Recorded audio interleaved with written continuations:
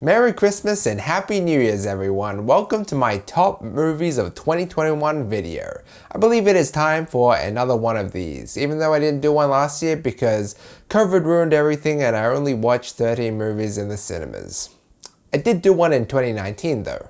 Some things to note before we get started though, this is solely my opinion and I obviously have not watched every movie that's released this year. That's almost impossible, especially since I don't get paid for doing these videos. So this will be only based on the movies that I watched this year and also regardless of release date. Because since I live in Australia, we normally get movies released later than in a lot of other parts of the world, at least for smaller releases. I hate that shit, but whatever. So yeah, since this is based on the movies that I watched this year, this will also be like I'm revisiting earlier on in the year because unfortunately, this year hasn't been the best year for movies. Like, there have been a lot of pretty disappointing movies, while there have been a lot of pretty decent ones as well, but I don't believe I ever rated any movie an A+ score or like a perfect score. Because of that, and I had a look at my final ratings for all movies this year, I don't have enough for a top 10. Like, some B-grade movies would be in there and that wouldn't make a whole lot of sense. So instead, I'm just going to be doing my top 6 with some honorable mentions. And then at the end, I'm going to be doing my most disappointing movie of the year. So stay tuned for that. Alright, let's get started. First up, some honorable mentions. Last Night in Soho, Malignant, The Suicide Squad, and The Tomorrow War. Just a few movies that I rated a B+. I'm not going to explain why though, otherwise this video would be far too long. And I have the reviews up for them anyway, so go check them out if you want. Now moving on to my actual top 5. Top 6. Because this is out of all the movies that I rated A- and above. And even though I am ranking these, it's a very loose ranking, especially for my number 4, 5, and 6 on the list, because it has been a while since I've seen them, so I'm not sure how they compare against each other now, especially since I haven't had the time to rewatch them. But anyway, first on the list we have... Okay, do we really need a drum roll? Stop. Shang-Chi and the Legend of the Ten Rings. Now, I had no idea who the hell Shang-Chi was, never read the comics, but what I got was a very entertaining and thoroughly interesting origin story. And it was great to see my people shine, seeing a whole lot of Asian actors on the big screen on such a huge global level, and a lot of this movie really hit right back at my nostalgia. Being a little kid in China, because some of the storytelling felt like an ancient Chinese folktale. Awkwafina played such a good supporting role, Simu Liu was great, the action was great, that bus scene was one of the best action sequences I've seen in a movie this year, and not only is this movie action-packed, but it also throws a lot of laughs your way, and there's a lot of emotion jam-packed into this as well, with the key theme being family. Next on the list, we have Disney's Cruella, a prequel to 101 Dalmatians, set in the 1970s punk rock revolution about Estella, a girl who dreams of becoming a fashion designer. I honestly just went to see this movie because of Emma Stone, and that was a good choice because she is terrific in this one. I loved her punk rock style, I loved the costume design in this movie, and seeing the story progress and how Estella makes the full transformation to Cruella was just very entertaining to watch. This movie surprised me, in a good way of course, and that's why I rated it very highly. Because this film comes to be very dark and dramatic at some points, and while Cruella is a Disney film, because of that, it didn't really feel like a Disney film at the same time. Next up, A Quiet Place Part 2. This film does a very good job at living up to the expectations of the first movie. While still not as good as the first one, I thought, it is still a very suspenseful, emotional, and dramatic horror thriller. And the thing I loved most about this movie was that while the first one focused on the parents of this family trying to take care of their kids and ultimately sacrificing part of their well-beings for them, in this one, it was on the kids. Seeing the development of their characters and their performances was just amazing, especially the transformation from being very scared and timid to being fearless and trying to protect their loved ones. It's like they finally grown up in that hellhole of a place. Numero 3. Zack Snyder's Justice League. Does this one need any more explanation? The Snyder's Cut basically took the 2017 Justice League theatrical release, the one that a lot of people hated, and made it better in every single way. Oh, and there's 4 hours of it as well. Because of that, it was way more elaborate, felt less rushed, and it was funny and a bit emotional at times as well. It was like everything I wanted in that movie, and it was also very satisfying to watch as well. And the fact that it was in a different aspect ratio of what you expect a movie to be, you can see more on screen.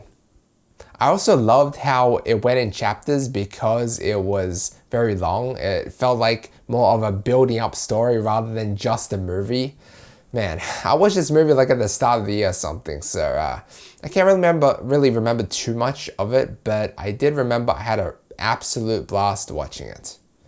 All 4 hours of it. Next up, and this might surprise some people, but it's Synchronic. Yeah, I believe this is the movie on the list that actually released in 2019 or 2020, I believe. But it only released in theaters here in Australia this year, and I feel like it deserves to be on my list. This is the movie on my list that might cause some controversy though, because not everyone enjoyed it, but I certainly did. Very much so that this was the only movie so far this year that I went to see in theaters twice. This movie is essentially about New Orleans paramedics and longtime best friends who are called to some very gruesome accidents, all to do with the designer drug called Synchronic. And over time, they discover that when you take this drug, you go back in time. Need I say more? Just saying that makes me want to watch this movie again.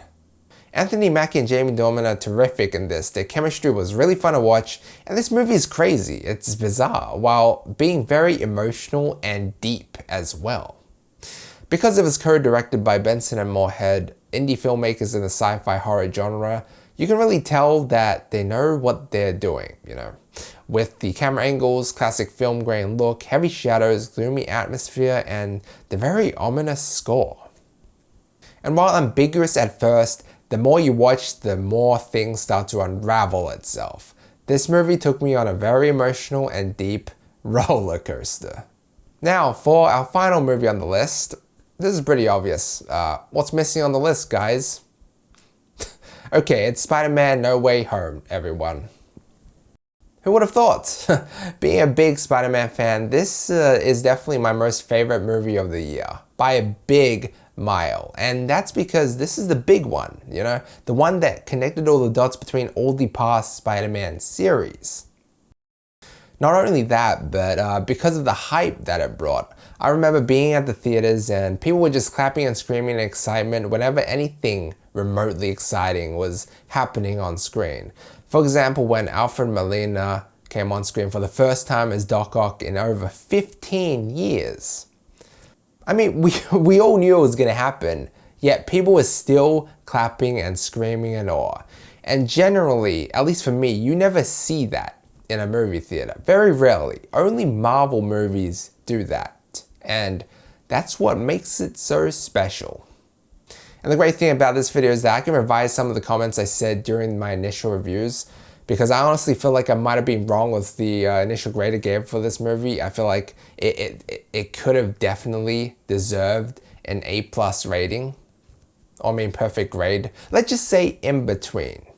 Because I have recently been harsher with my scores and felt the main reason it didn't deserve perfect marks was because it didn't really surprise me all that much, as I read upon many correct fan theories online. Really dumb of me. It's like I spoiled myself prior. Regardless, this definitely is my most favorite movie of the year, and quite rightly so, being a massive Spider-Man fan and all. This movie was a Spider-Man fan's wet dream, and I haven't seen an equal or better movie since The Joker or Endgame. Okay, that's it. That's a list. Like it or hate it, that's what I thought were the top movies of 2021. But before I go though, I have one more movie to talk about. My most disappointing movie of the year, Black Widow. This is a movie that really should have released a long time ago, back when people were asking about it a long time ago, a couple years ago. Then it got announced, but then it got delayed like a year because of COVID. And I think the main reason I found this movie to be pretty disappointing because all of this waiting made me to believe that it had to be good. Otherwise, it's like, what's the point anymore? This movie was very underwhelming, not only as a film within the MCU, but also as a standalone film. And I know a lot of people won't agree with me on this one, but a fair few will and have. There's a lot to do with Natasha Romanoff's real family, but some relationships and backstories could have been fleshed out a lot more. It's very slow paced, not much really happens, and there wasn't really any emotion or sense of urgency. I didn't even know what the end goal of the villain was until almost the end of the movie. And speaking of the villain, he mostly just hides in the shadows and is almost non-existent, so they bring in Taskmaster to spice things up a bit. But the thing about Taskmaster is that there really wasn't much to its character at all, other than just being a quiet assassin. I was very excited knowing Taskmaster was going to be in this, after seeing him in the Spider-Man PS4 game and see how badass he was. But yeah, so I mostly see this movie as wasted potential. I said it in the review and I'll say it again. You got a villain hiding in the shadows, pulling the strings of an uninteresting sub-villain. The film also lacked a lot more badass and unique stunts and fight scenes because they were pretty ordinary for the most part. That giant escape mission in the final act was pretty sick though.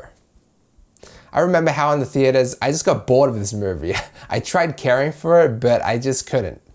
This is by far not the worst movie ever, but it's pretty bad for Marvel standards, and I expected better. That's why I guess this was my most disappointing movie of the year.